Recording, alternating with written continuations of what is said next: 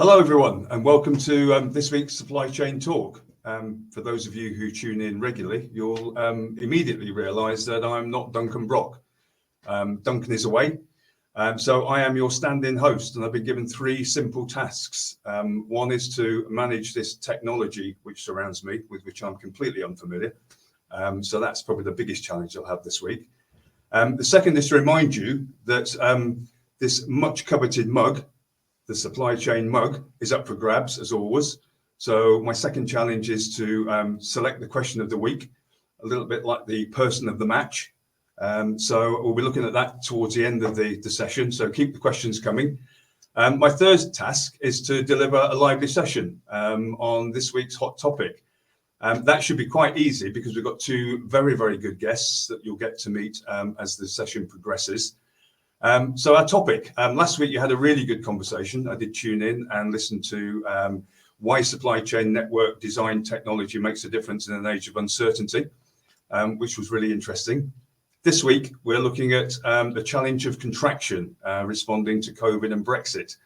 And I guess that's probably got a few more different dimensions in terms of supply chain challenges, bearing in mind what's happening in the news. So I've got two great guests. And I'm sure that you, the great viewers, will be providing lots of questions to keep the conversation flowing. So let me introduce our first guest. Just to keep it nice and easy for me, he's also called Duncan. He's Duncan Baldock. He's head of procurement logistics at Supply Chain at Marks and Spencer. So lots to add, no doubt. Duncan, please introduce yourself and tell the good people a little bit about what you do. Hi everyone. So Duncan, another Duncan. So I look after around about £1 billion spend for Marks and Spencer's, looking after the contracting and negotiation of contracts with companies like Gist, DHL, GXO, Maersk. So it covers everything from road freight to warehousing to transport for moving products of M&S. Prior to that, ex-Tesco, Sainsbury's and ex-Boots, so very much a retail-heavy background with a mixture of an operational and commercial background in all of them. Thanks, Duncan. So those familiar with the format of Supply Chain Talk will know that we always start with a bit of a conversation around a hot topic. And I think probably in the chat somewhere there is a link to the topic we're referring to. It's an article from Supply Chain Drive, which is published on the 17th of February. And it asks, institutional memory is short. It's time for a plan to return to a normalcy. So I guess the first question probably is, what is normal? Are we talking about normal 2 years ago, or what is referred to as the new normal? The article talks about it being just another rotation on the boom-bust cycle. Is that true? Or are we entering a completely different phase and entering a new world? It tells us that the smart money is on companies that return quickly to fundamentals of procurement, and procurement can lead that transaction back. It also talks a bit about accurate lead times, planning, forecasting, supply, demand, and move back from the just-in-case activities and erratic scheduling. Obviously, over the last couple of years, as we all know, there's been lots and lots of make it up as you go along, just in case, buying loads of stuff because you never know. Are those days gone, or are we back? Are we going to continue buying things and putting things on shelves just in case? Talks a bit about inventory and obsolescence, and also focuses quite a bit on indirect spend, the freedom that's been allowed to indirects to keep lockers and all the store cupboards full of things that have become a new necessity. Duncan, I know you've had a read through it. What do you make of it? So one of the first statements on it is kind of institutional memory is short. I'm not entirely sure that's correct. I kind of think back to historic crises in businesses, and particularly retailers. We do have a very long memory, and I think that enables us to be a bit wary and build in a little bit of risk management into our daily lives. Notwithstanding the fact that COVID has just heightened that. However, from a retail perspective, with very much a retail background, we're high volume, low margin. So retailers can't afford to have lots and lots of inventory, lots and lots of stock.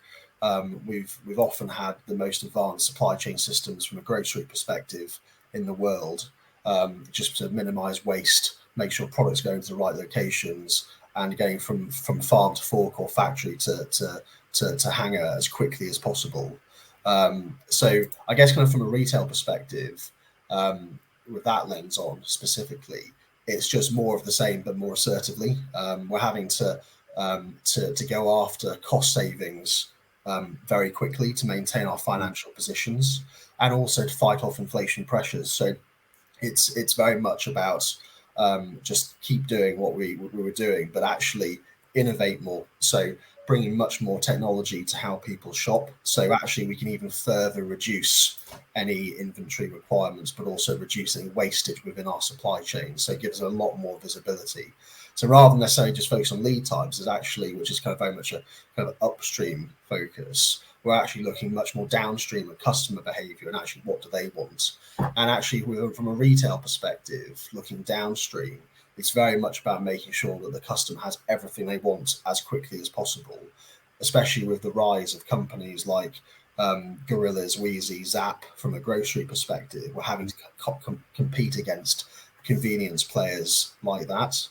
Kind of when it talks about planning and forecasting, from a retail perspective, that's always been a massive focus of ours.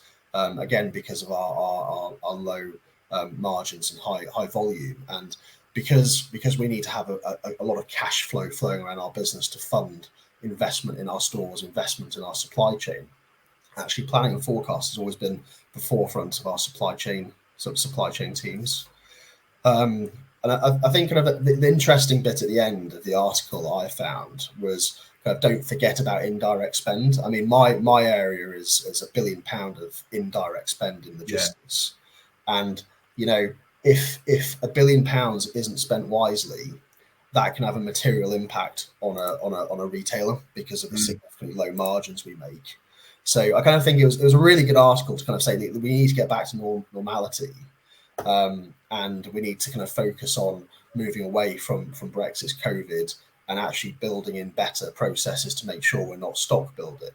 But actually, from a retail perspective, I think we've always done that quite well. Not as expertly as, say, the automotive industry in their just-in-time methods, but we've been pretty good.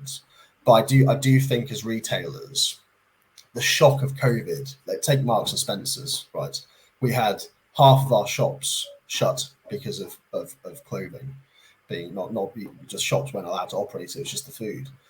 A lot of focus is on working capital and making sure that we've got consistent, fair, but also challenging our suppliers to make sure their payment terms with their suppliers are as good as possible. But also kind of making sure that the indirect spend, which at Marks and Spencer's is circa £3 billion, that's a relatively large business in itself, is managed appropriately, taking kind of just kind of separating from the clothing supply chain. But one thing I do reflect on, especially around the inventory, is we've got two distinct supply chains: food and clothing. Food is a lot more dynamic. You can move with harvests and move with weather. Yes, you might struggle to find companies, but you should be able to find something. With clothing, you've often got a 6-week to 10-week lead time on the water. You've got a 2-week processing in the UK, and then you've got essentially the manufacturing run, and you've also got then the trade planning, which says actually what do we think, not what do we absolutely know is going to be in fashion. So actually that kind of inventory management and forecasting for clothing is very, very important, because what you don't want to do is spread your bets too wide and not buy deep enough. So actually, if something is popular, you don't have enough of it to sell to recuperate all your fixed costs and variable costs. But actually, you need to make sure you've got great marketing teams, great IT teams, and great customer relationship teams who actually know what the customers want. So actually buy narrower but deep. So actually you can make sure you actually kind of get the profit from a small amount of product being sold. So that is going to be fundamental for clothing supply chains, knowing in advance what do people want to buy. Whereas food is a bit slightly different. I mean, there's a few really, really interesting things that you said in there, and one of the things I picked up on, I can't remember his first name, to be honest, but it was Sam Walton, I think it was, Walmart, years ago, said, if you want to know what's happening, go to the store. And you must have learned so much from consumer behavior and consumer feedback over this time in terms of behaviors around food, kind of stockpiling, panic buying, and all sorts, and obviously the difficulty in getting some food products.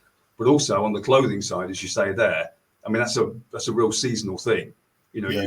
You can lose a season. We have lost seasons. You must have lost seasons because of some shutdowns, lockdowns, and a whole season's worth of clothes kind of sits there or has to go on, is being bought online. How have you managed to track and react efficiently to those kind of challenges? Yeah, so I'll take clothing. So we operate through a couple of companies that sell on the grey market, so we can actually dispose of stock that's not been sold. Now that fundamentally we don't want to get into that position anyway.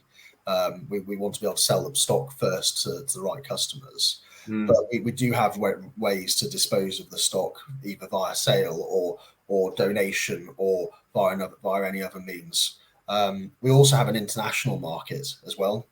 So, for example, if we buy winter coats and it doesn't sell in the UK in winter, we can reposition that to a country in the southern hemisphere where we operate. For example, so Australia, we sell via an cross-border e-commerce platform.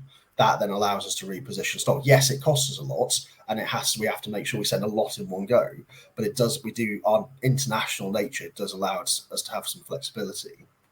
I think in terms of what we've learned from a clothing perspective is really utilizing data a lot. So really getting into the hearts and minds of our customers and actually looking back at historical data of what's sold.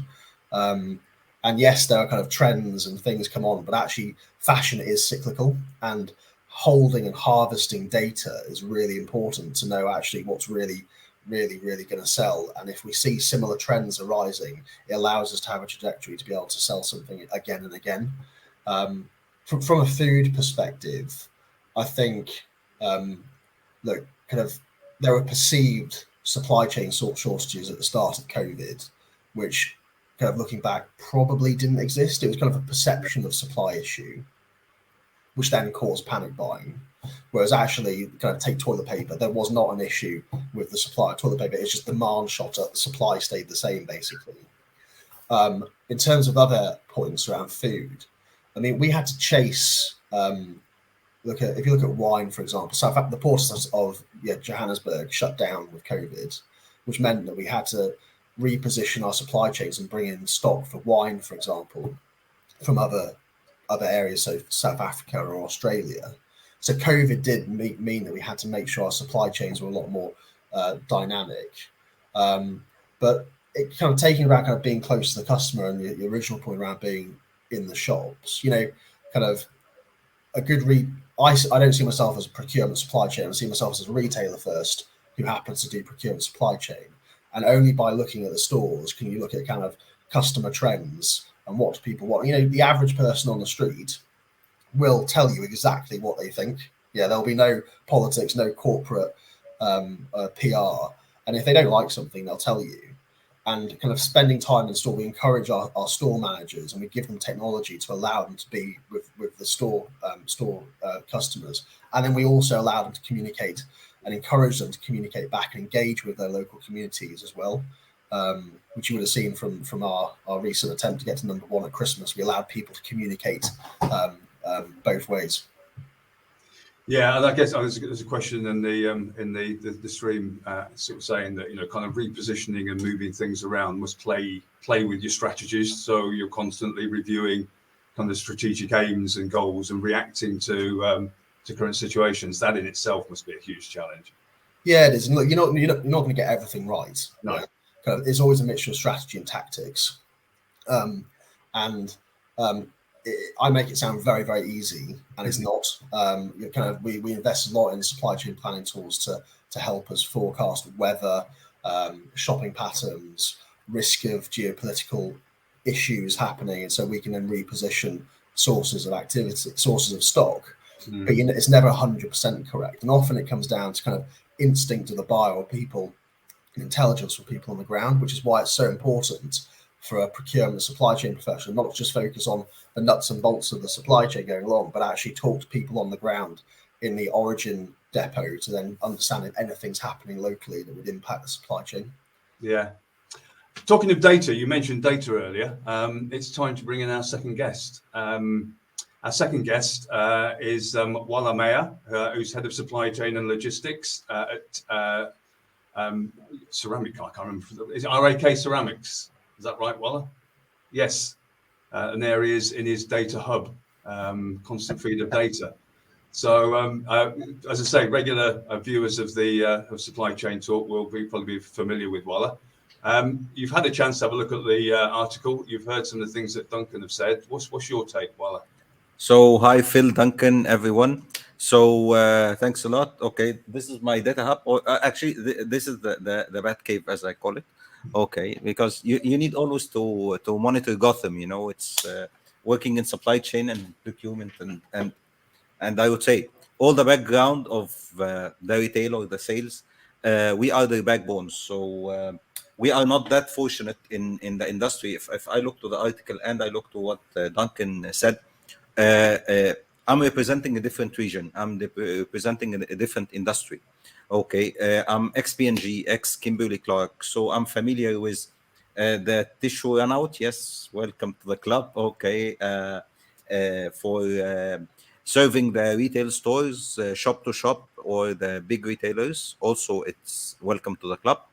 But the first thing in the article here is returning back to normal, or did we return back to normal? Will we return back to normal? We didn't. Okay.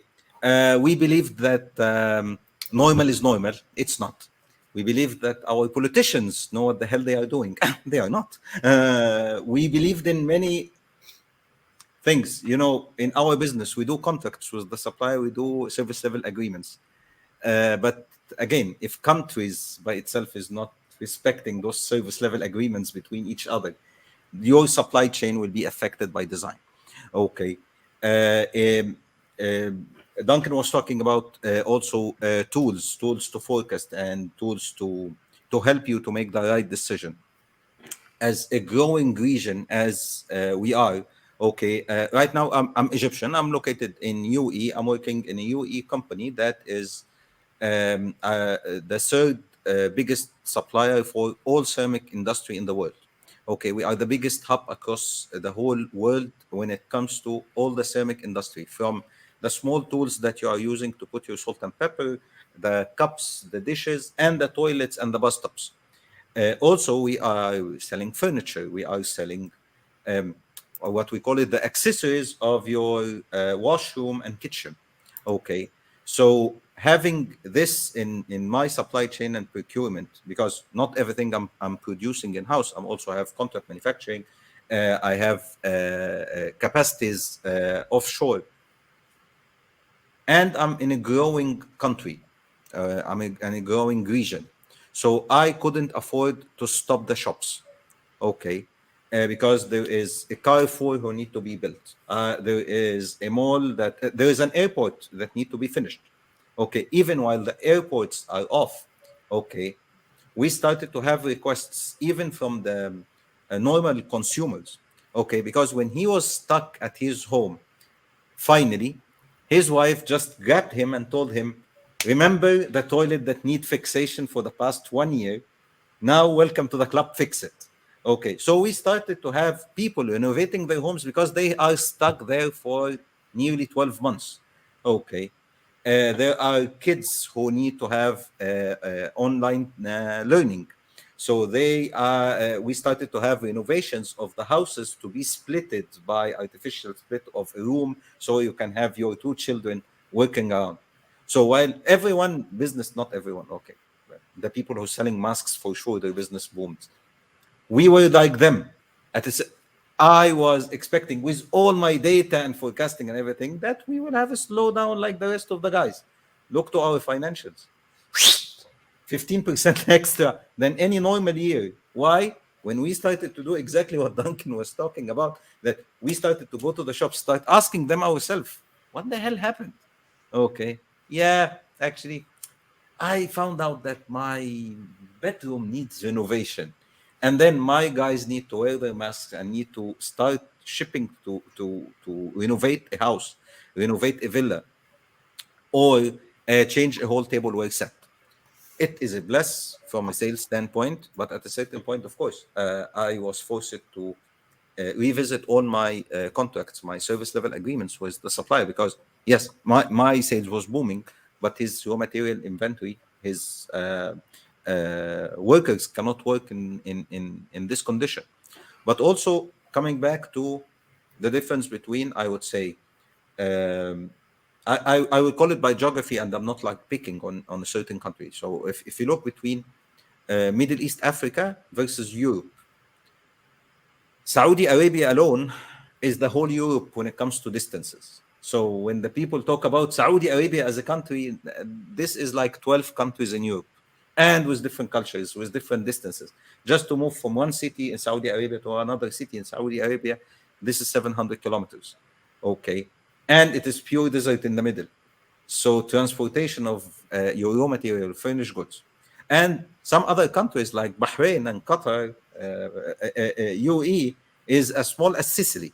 Okay, so Bahrain, if you put the dot on it on the map, okay, Bahrain will disappear. You need to zoom in. So the different logistics of every country, and each time I pass a border, not like you, okay, you have the European Union, okay, and even the non-European Union countries, you have already treaties and connectivity to contact them and change how the product will pass through the COVID. We didn't have this. We're still working with paper, Form 13 and Form 16, a paper document that was like carbon printed on another. You remember this stuff?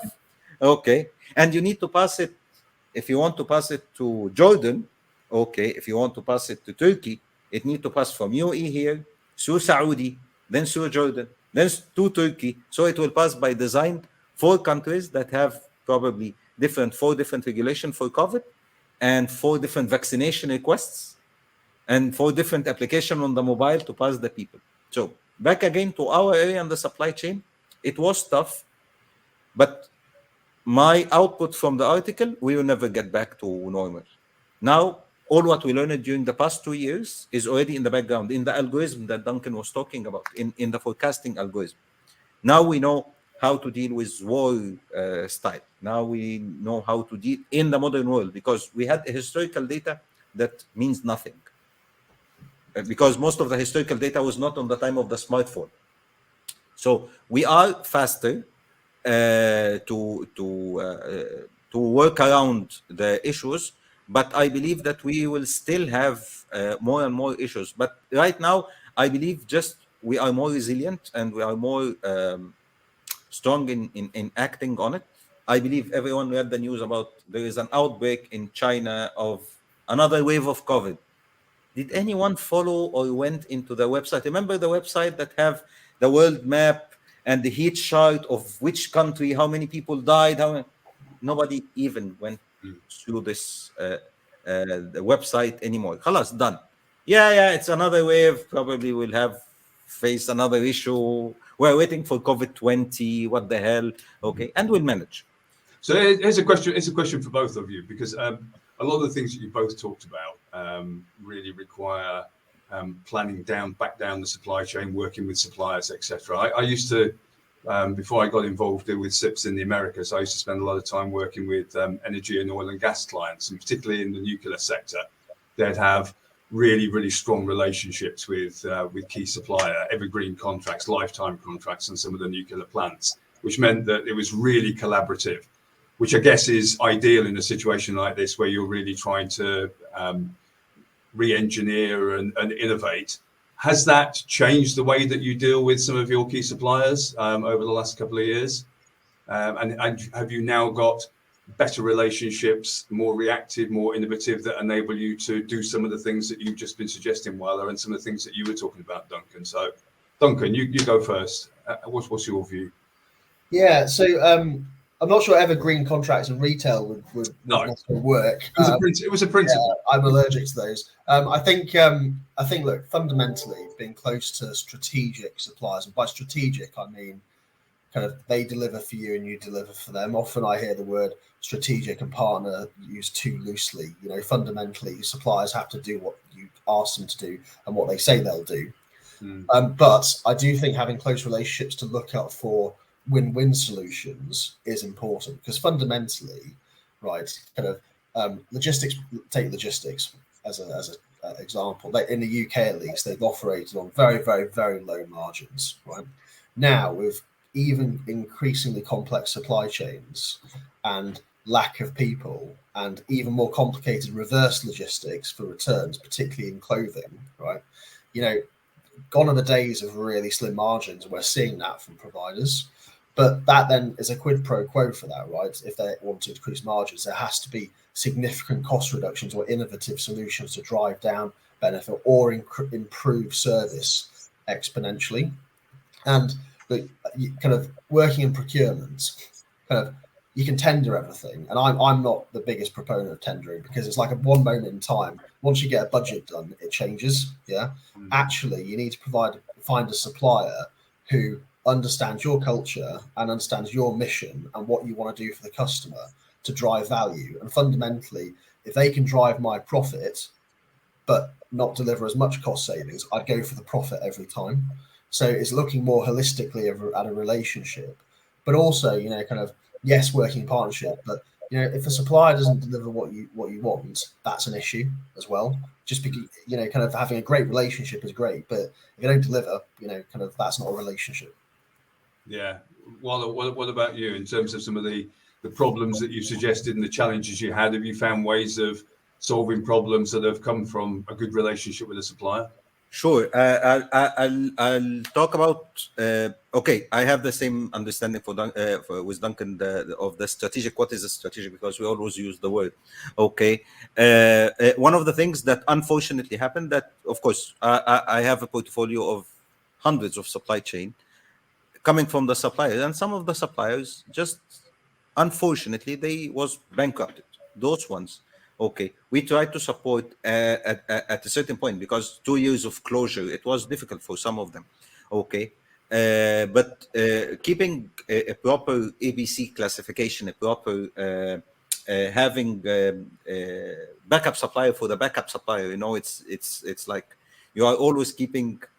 Again, back to the Batman, you are always keeping a contingency plan how to secure yourself.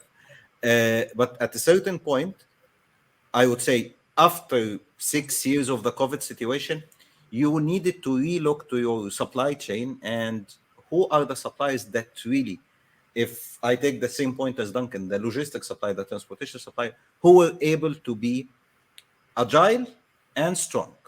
Okay, because part of the agility, some people think just the agility to be elastic to the solution. No, but the agility is just being responsive, and you can return back to basics. You do not break the law, you do not break the system, you do not break the process, but you are agile enough to work around it, work with it. Okay, so those suppliers, for sure, my relation with them changed within those 2 years, that I found that maybe a supplier that I gave him 10% of the business before. Okay, but he showed huge agility and resilience during the COVID situation. During I saw smartness during the blockage of some of the roads. The famous 6 days blockage of the Suez Canal. It was only 6 days, only 416 vessels. It is not like a crisis. Okay, but when we talked with them, when everyone was panicking and the news was talking, and he was in the same position like me, guys, it will be solved, don't worry. Yeah, but the news is saying 2 months. The difference between a supplier and supplier, that he does not panic, he does not do funny stuff, okay, or he's not an opportunistic, because also we have, unfortunately, this in our region, and especially with my material, because many of my material is coming just sand from the mountain, you know, a quarry. It's not like not like a real industry. It is just the princess and the seven dwarfs going hi ho, just digging around and getting me some of the quarry. some of them were opportunistic. Just okay, I'll ship to the highest bidder. Yeah. Of course, after this we filtered. Okay.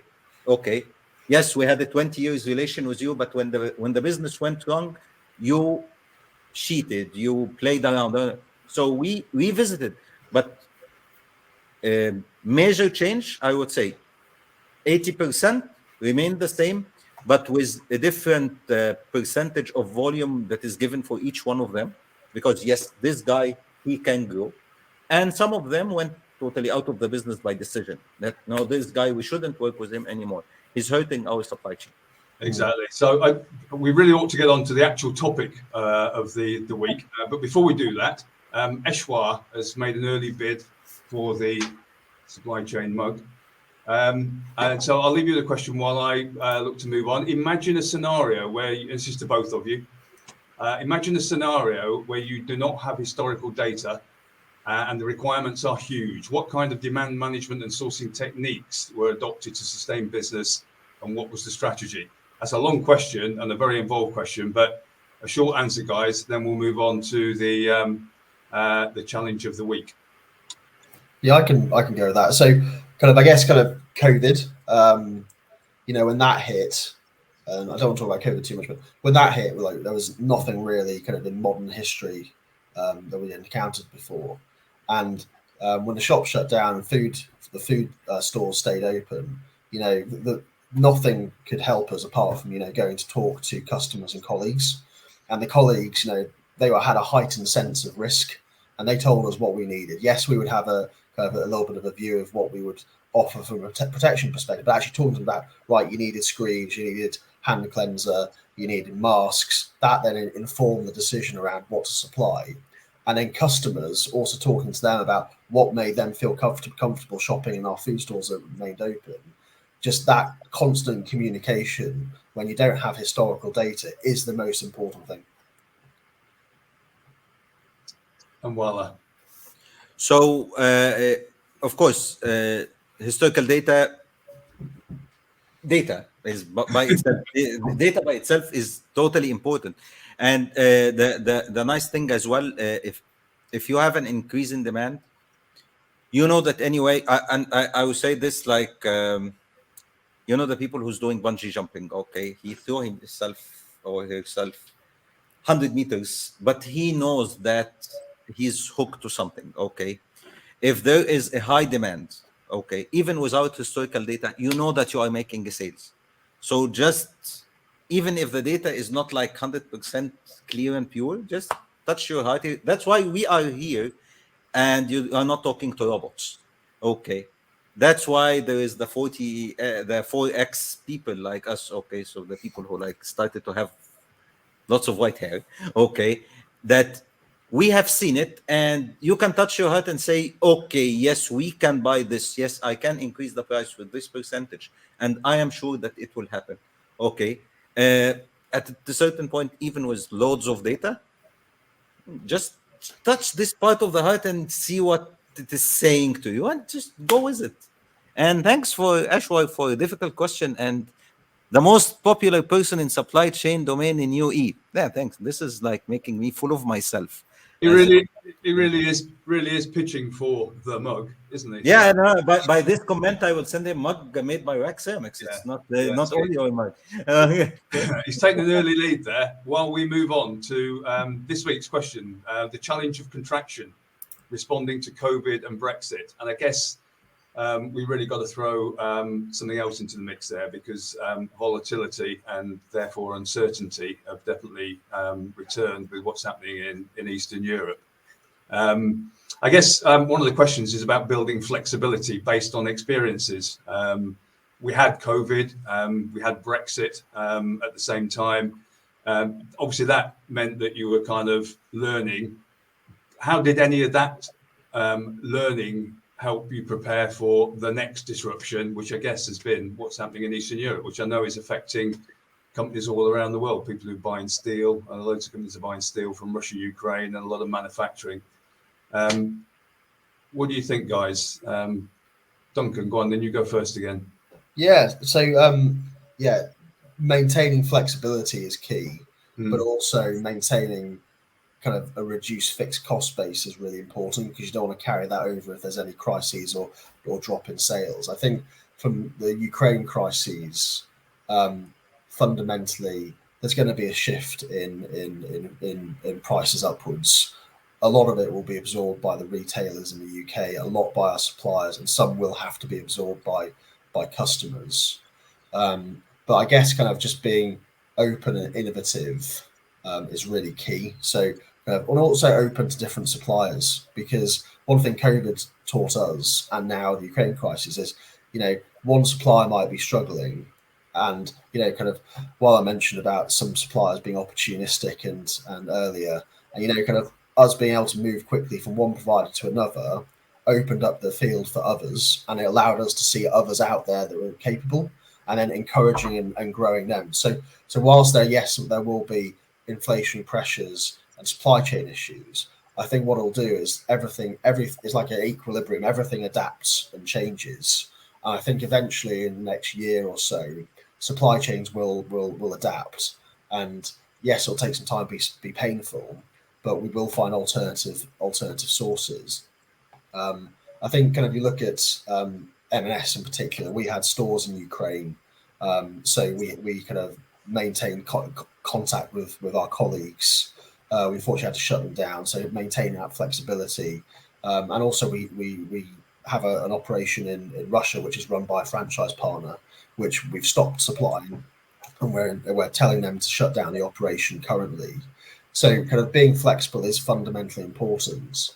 But yeah, being open to alternative sources and routes to market is key. We're going to kind of. I was on LinkedIn a while ago, where I saw kind of a list of products and services that Ukraine and Russia supply to the world, and it was baffling, ranging from barley, wheat to lithium to iron ore to kind of nuclear material. It's kind of going to have a massive impact on a lack of supply, which will push prices up. And then it'll be impacted on kind of wages in the UK and wages globally.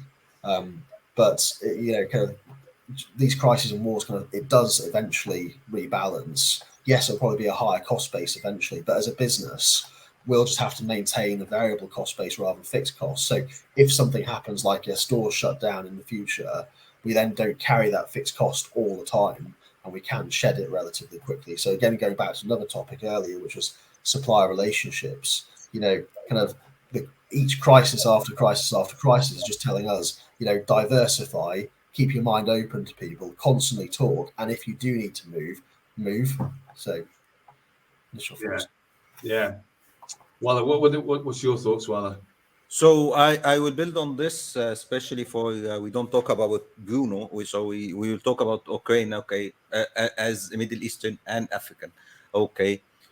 We are definitely Sahara, okay. We are just a desert, so we depend on the two guys, okay, Ukraine and Russia, for all our wheat, okay. I will, okay, not exaggerate, not for all our wheat, just 80%, okay.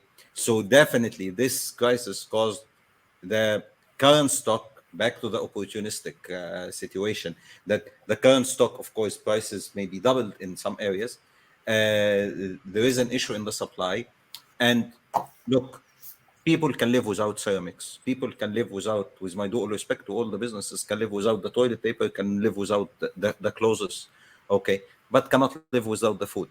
This by itself is not only causing an issue in the hike in the prices, it is also causing an issue in the hike of uncertainty and instability. Okay, so maybe there is a war happening in Ukraine and Russia, but the bullwhip effect, you will see it in the Sahara areas, okay, across all Africa. I'm not talking only about Middle East, but once the people will start have issue in the food, if we do not collectively, as what one of the things that we learned from COVID, guys, we can work as a planet collectively. Okay, we do not need to be in year 2200 Star Trek. Okay, that finally we are a federation, guys. We can work collectively without being a federation. Okay, so at a certain point, if we do not act on how we will feed the countries that start to, or we support them, they have the money, they can buy. Okay, but we need to have different sources of food. We need to have, as Duncan mentioned, 6 items, all of them are critical. Okay, we need to start prioritizing what can cause a full world peace versus a couple of companies can make more money. Because at a certain point, you will have a bigger disaster than this war by having a starving 100 million, 200 million people within Africa and Middle East. This will be a disaster. And it is one shot away. You know, the Mediterranean is very short. You can just swim around it, right? Okay, it's not that it's not that far. Yeah. This what I see is a big issue for the geopolitical issue that is happening right now, and Well, nothing these days is like so far from me. It is not affecting the day of the 28th February. 2 days after that, exactly, all the wheat and food prices hiked 10 to 15% across the world. Yeah, I mean, you mentioned the politics there, and obviously the politics is at the heart of this issue for sure. And Duncan mentioned investment, and kind of looking to the future to solve problems. Investment in whatever it may be, but substantial investment in innovation, ideas, manufacturing capability, more shop, whatever it may be. How has this volatility really affected your ability to invest or your organization's view on investment, bearing in mind the uncertainty? So for me, kind of the uncertainty has driven increased focus on cash flow, okay, which therefore means that we've kind of pushed out payment terms with suppliers collaboratively and in some instances tendering. That then has meant we've got more free cash flow to actually invest in customers and in our operation. So actually, from a crisis, actually kind of develops kind of innovation. I think. Look, if you look at the UK, we've had historically low wages for quite difficult work in depots. It's high intensity, not the best environment to work in. And I think kind of the brain drain, a little bit of the brain drain we saw from Brexit, COVID impacting. I think inflation pressures going up. What will happen is it will make a focus on automation even more. And I think what will happen is for the UK, it'll tip the business cases for things like automation never quite worked because we didn't have the high labor cost that, say, like in Austria, Germany, or Switzerland had. So that has increased the focus on it. And I think from an innovation perspective, if our cost base keeps going up, what that'll do is that'll drive much more technology in the stores. So kind of helping our colleagues to help customers to shop more effectively. You've seen the likes of kind of Amazon Fresh and Amazon, can go into a shop, pick something up, and you can just walk out. That will drive more tech, which reduces reliance on a fixed cost base to operate. So kind of through crisis comes opportunity, unfortunately. And I think kind of as a whole, kind of in the supply chains, what it'll just mean is greater diversification of supplier pools. We'll manage risk through multiple sources. And yes, it might cost us a bit more, but if it means kind of not shutting down because we've spread our risk, we will do that. And then we'll find other ways to save money to offset that cost increase. So yeah, innovation in multiple ways. Yeah. Well, what about investment? I agree, and I'll talk on a different part of the investment because I see as well a couple of questions talking about Bangladesh specifically because as a company and I'm an activist in the industry itself. Splitting your manufacturing facility, splitting your sourcing supply. Grandmother said, "Don't put all the eggs on one basket." Okay. By the way, if you just focus on the old proverbs, okay, you will find that it is solving lots of issues that we are talking about it right now. Okay, there is a proverb. Sorry for my bad translation. English is not my basic language. Okay, that not all the carts, not all the wagons of the circus move with the same speed. They move with the slowest speed, right? By the way, this is the whole theory of constraint book and industry built on. So the guys from the circus and the wagons talked about this 300 years before Eliyahu Goldratt, right? I have the same proverb in my language that in a camel herd. Okay, they move on the slowest current. So we know it 3,000 years back. We didn't need Eliyahu Goldratt to explain it, with my due respect to the guy. Okay. The whole idea is you need to have a manufacturing facility in UAE. You need to, I'm talking as industry-wise. Okay. As you have retail shops across the world, you need to also to plan that at least 50% of your sourcing is happening from the same country. Okay. To avoid everything that we are talking about. At least when you split it like this, if one of the branches tomorrow is having a geopolitical issue, okay, you have 10 other branches working. Of course, you cannot do it 100%. Toyota cannot do it 100%. Amazon cannot do it 100%. But at a certain point, it gave us the opportunity that when India was shut down for a long time, okay, we were able to source it from our factories in the different areas. GCC, when we were blocked because of the COVID, we were able to do the same. Same happened within P&G, within Kimberly-Clark. As much as you will distribute your manufacturing facility and depend on the local force, okay, this will give you help. Beside the technology part, I was laughing in one of the notes for Duncan. Duncan was comparing the low wages of some jobs in the depots in UK versus the low wages in other countries. We always use the UK to compare the low wages that we have here for the same jobs. Okay. Which is an interesting point, Wella, and we've got about 2 minutes left, and I've got one final question. Sure. And it's something that's close to my heart, as being with SIPS as I am. We talked a little bit about people, and you're mentioning their talent. I mean, the last few years has really challenged us and procurement people, practitioners around the world. Obviously, there's a need to develop fresh talent, but what are the key areas that you think that people, what do you look for in people when you bring people into your teams and think you need to know an awful lot about what is the topic, what is the skill set that you're really looking for in people to be able to cope with this kind of world? Do you go first, Wella? Sorry? Saying, do you want to go first, Wella? Okay. So, the eye of the tiger, willing to work. This is the main talent. Willing to work. Okay. Not willing to create an app and sit down. If they are not willing to listen to the forklifter on the ground and to the guys who's working on the depot to know actually what is the issue, but to make a camera that track if the forklifter make his head like this or the truck driver is scratching his head. This is a productivity improvement opportunity. You know those guys? Those are no for me. Okay. I want someone who listen to the ground and create something valuable to the ground. Excellent. Duncan.